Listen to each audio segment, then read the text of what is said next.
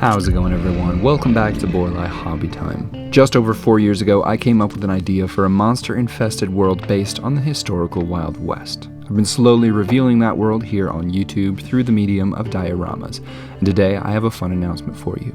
I'd like to introduce you to the town of East Portal, the central location of my upcoming game, the Wild Imaginary West.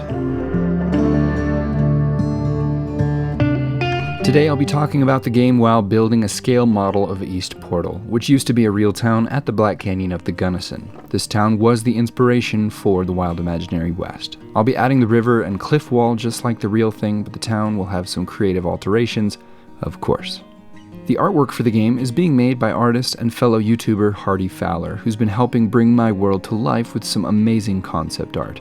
The original creatures and characters are also being sculpted into miniatures for the game, like this guy right here, who I used to make a diorama last week. After laying out all of my buildings, I traced the river and the location of a small bridge, then broke out some foam profile boards from Woodland Scenics to create the back wall of the canyon. I cut the panels with a hot wire on the ends, as well as a nice big spot in the middle to access some wiring a little later. Then I broke out some XPS foam to build up the ground level. After I had trimmed that down to size, I cut the river using a combination of utility knife and hot wire. A little over a year ago, I was approached by Rune Foundry, a company that makes tabletop games and related accessories, best known for their downloadable D&D content. They asked if they could partner with me to build a role-playing game system from the ground up for the Wild Imaginary West. I had been considering developing a tabletop game for a very long time, so when they reached out, I was thrilled to work with them. If you're not familiar, a role-playing game is a group storytelling adventure. You create characters and roll dice to drive the narrative, meaning you can dive into my Wild Western universe and find yourself protecting wagon trains, gathering scraps for weapon and mech upgrades, recovering lost treasures, fending off local bandits, and of course, hunting and being hunted by terrifying creatures of the West. Because you help create the story, the opportunities are endless. And just like the dioramas I've been building, the system gives the players the ability to make terrain and game boards to match the stories that they're telling. What I like about shaper sheets is that they have a kind of felty material on one side that absorbs plaster, which, when dry, becomes rock solid and a very wonderful shell to build terrain on top of. You could use it as is in a pinch, but I think adding a bit more texture goes a long way. After the riverbed had been given its own terrain paste, I waited 24 hours and it was time to add some rocks. These are all left over from resin pours that I've been stockpiling in anticipation of this build. At this point, the plaster had dried and was ready for some texture. Back in 2020, my wife and I went on a trip to the Black Canyon of the Gunnison, and I was very impressed, especially by the beautiful marbled look of the canyon walls. It was on that trip that I learned about the town of East Portal for the first time. Also known as River Portal, in real life the town existed only for a few years while they were digging a tunnel 6 miles through the side of the cliff to get water to the cities in the valley on the other side. My imagination got sparked with the idea of a wild western town in such an incredible and remote location, and the Wild Imaginary West was born. Once the cliff had been covered, I threw some smaller boulders in the river, followed by a sprinkling of pebbles, which I glued in place using watered-down white glue and isopropyl alcohol. Before the sculpt mold had fully dried, I gave it some texture with a wire brush and then proceeded to cover the remaining exposed pink foam with Mod Podge and paint. Once that was dry, it was time to prep the town. In this universe, East Portal became a hub for people seeking fame and fortune. Located deep in the Rockies, the town was formed after construction on a water tunnel began. Work on the tunnel was cut short when the tunnelers broke into a large cave system. The discovery revealed massive amounts of exposed gems and precious metals, and of course, all the creatures that lived down there as well. The town is also located in the middle of some of the most concentrated monster territory in the Rockies, making it the perfect place to set out on hunts from. Because of the wealth that can be made in and around the canyon, in addition to the perilous nature of gaining that wealth, the town has attracted a collection of some of the most brave, talented, cutthroat, and foolhardy entrepreneurs in the country. And in case you're wondering if East Portal is the town that I have been building in 1:72 scale, it's not. That's actually the town of Gunnison, which is the nearest big town to East Portal.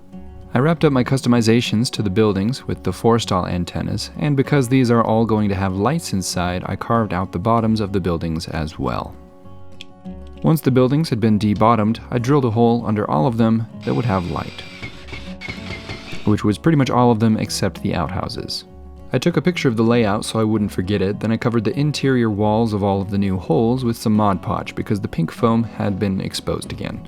I then set that aside to dry and I cleaned up my workspace. The next step was to paint all of the buildings. After taking them outside and giving them a coat of primer, I broke out my paints and began painting. I decided to standardize the roof color with a Basilica Gray contrast paint, and once all the roofs were done, I switched to oil washes for the rest.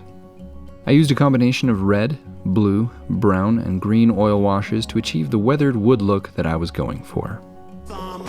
I'll be doing more painting on these buildings once they're in place on the terrain, but I set those aside and moved over to painting the base. I primed it white, then pulled up a picture that I took from my trip to the canyon. This was taken early in the morning, which caused the rocks to have a really beautiful purple hue, so that's what I'm going to try and recreate on this wall. And while I paint this big rock, I'd like to give a huge shout out to all of my patrons. In the game, you can create your own character starting with their trade, which will define your role in the posse. These trades include hunter, doctor, trapper, marshal, gunslinger, and mechanic. In my first game, I chose to play as a mechanic, and I made good use of my mechanized gauntlet to punch a saber-toothed mountain lion in the face after it had pinned me to the ground. I could also use my mechanic's abilities to repair a town's forestall that would help prevent them from being raided by more prairie wolves. All the trades have really cool abilities to try out. Along with your character, you can also choose your starting weapon, which comes in 4 main types, each with its own attachments, benefits, and drawbacks, including pistols, rifles, shotguns, and bows. I'm really happy with the game's combat system, which feels a lot like a tabletop wargame, providing plenty of epic moments and close calls. Once I was happy with the way that the paint looked, it was time to prepare the resin. I cut up little sheets of acrylic, and I used silicone adhesive to glue them in place. This will prevent any leaks, but allow me to easily remove the acrylic later on. As an added precaution against leaks, I used UV resin along all of the seams as well. I then left the silicone to cure for 24 hours, and then I slapped on some gloves because it was time to pour the resin. I'll be using nice, easy, shallow pour resin for this one, which makes life so much easier. I wasn't really sure how to measure out the volume of this river, so I just eyeballed it. After dosing out and mixing up equal parts of resin and hardener, I threw in some alcohol inks to get the water a nice, deep Gunnison River blue. After it had been mixed thoroughly, I transferred it to another container, and then I filled up my riverbed. I used my butane torch to pop the bubbles as they rose to the surface, and after 36 hours the resin was cured, so it was time to put all of the buildings and the lighting in place permanently. To get the filaments to stay where they were supposed to, I threw some clear heat shrink on top of them, which sticks to superglue. Filaments by themselves don't stick to anything. After gluing the filaments into the buildings, I tested each one to ensure that it glowed before trimming the wires and moving on to the next one. Once all the buildings had light, I ran the wires through the base, and then I glued the buildings down using some foam-safe superglue. The last structure to be glued down was the second outhouse, which obviously didn't have any lights. After that, all the wires were ready to be connected under the board. It ain't pretty, but I had a system and it worked. Once all the positives had been soldered together and all the negatives, I ran them to the power source and tested everything before moving on. The next step was to peel away my acrylic sheets. Next, I threw some water surface texture onto the river, which gave it a nice, gentle but moving appearance. I waited for that to dry, but in the meantime I threw on some wooden veneer, and we were getting close to wrapping up this project. The Kickstarter campaign for the Wild Imaginary West will launch on September 10th. It would be a huge help if as many of you could sign up for the pre-launch at the link in the description as possible. The first 200 backers will have access to the early bird special for the full boxed set, and it would be great to get funded as soon as we can and hit all of our stretch goals, which will allow us to put out the best game that we can. Thank you guys so much. I'm incredibly excited about this, and I hope you are too.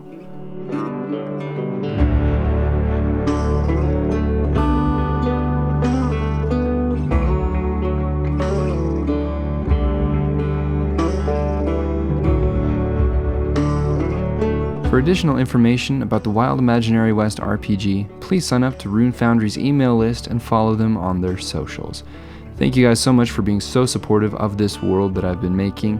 I'm really excited for you to be able to enter into it and enjoy it in a new way.